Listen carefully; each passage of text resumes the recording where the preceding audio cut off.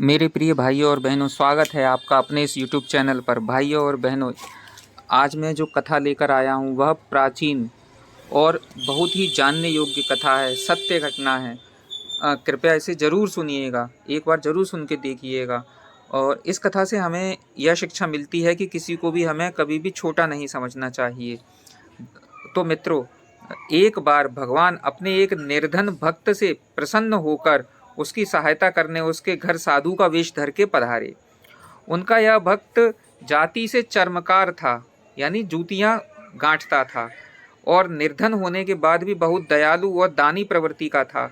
वह जब भी किसी साधु संत को नंगे पैर देखता और उस उसे उस पर साधु संत पर दया आ जाती थी और अपने द्वारा गांठी हुई जूतियों को उन्हें बिना पैसा लिए, बिना किसी दाम में उन्हें फ्री में दे देता था।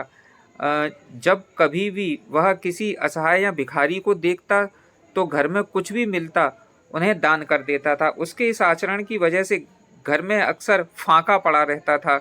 उसकी इन्हीं आदतों से परेशान होकर माँ बाप ने उनकी शादी करने का निर्णय लिया और उसकी शादी कर दी। इसलिए क्योंकि उन पर जिम्मेदारियां आए और वह घर गृहस्थी को समझे और आदतों में सुधार आए।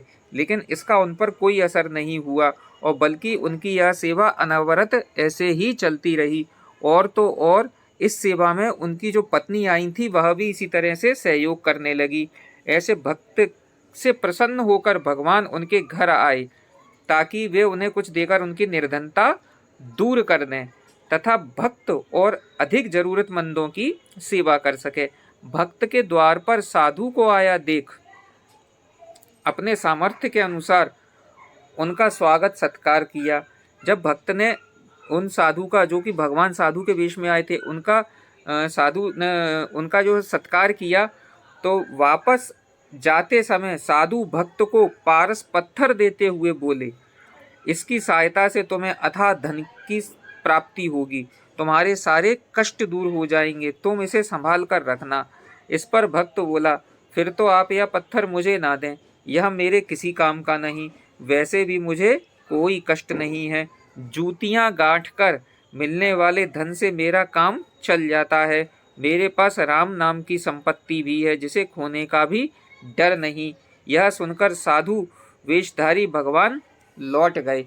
इसके बाद भक्त की सहायता करने की कई कोशिशों में असफल रहने पर भगवान ने एक दिन उन्हें सपने में दर्शन दिए और बोले, प्रिय भक्त, हमें पता है कि तुम लोभी नहीं हो, तुम कर्म में विश्वास करते हो, तुम ईमानदारी और सच्चाई पर चलने वाले हो।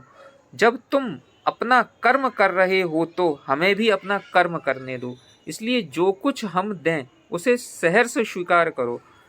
भक्त ने ईश्वर की बात मान ली और उनके द्वारा दी गई सहायता और उनकी आज्ञा से एक मंदिर बनवाया। वहाँ भगवान की मूर्ति स्थापित कर उनकी पूजा करने लगा। एक चर्मकार द्वारा भगवान की पूजा किया जाना पंडितों को सहन नहीं हुआ।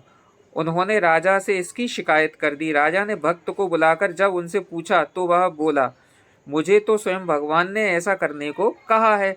वैसे भी भगवान को भक्ति प्यारी है, जाति नहीं।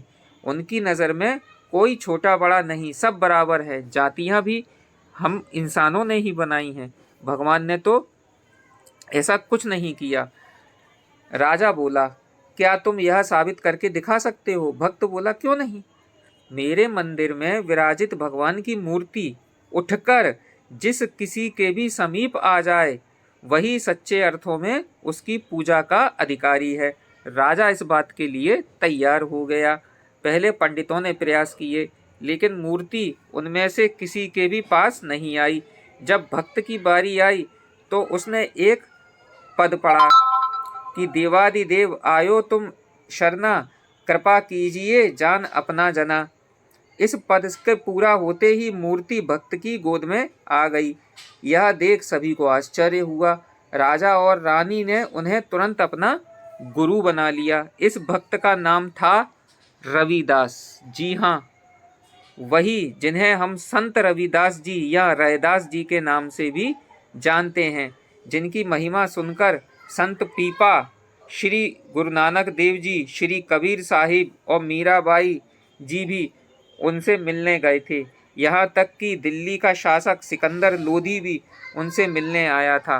उनके द्वारा रचित पदों में 39 यानी 39 जो पद हैं श्री गुरु ग्रंथ साहिब में भी शामिल किए गए हैं। लेकिन सबसे महत्वपूर्ण बात यह कि इन सबके बाद भी संत रविदास जीवन भर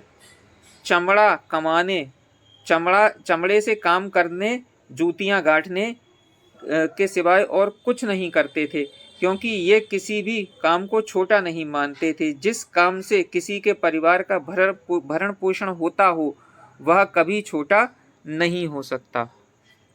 तो मित्रों, मेरे द्वारा बताई गई यह एक छोटी सी कथा आपको कैसी लगी? यदि आपको यह कथा अच्छी लगी हो तो कृपया इसे आगे शेयर भी करिएगा, और आप यदि मेरे चैनल पर नए हैं तो प्लीज़ मेरे चैनल को सब्सक्राइब ज़रूर करिएगा, जिससे कि और भी नई आध्यात्मिक, धार्मिक, ज्ञानवर्धक कथाएं मैं आपको सुनाता रहूं। तो मुझे आज्ञा दीजिए। जय जय श्री राम, जय जय श्री राम, सिया राम, राधे राधे।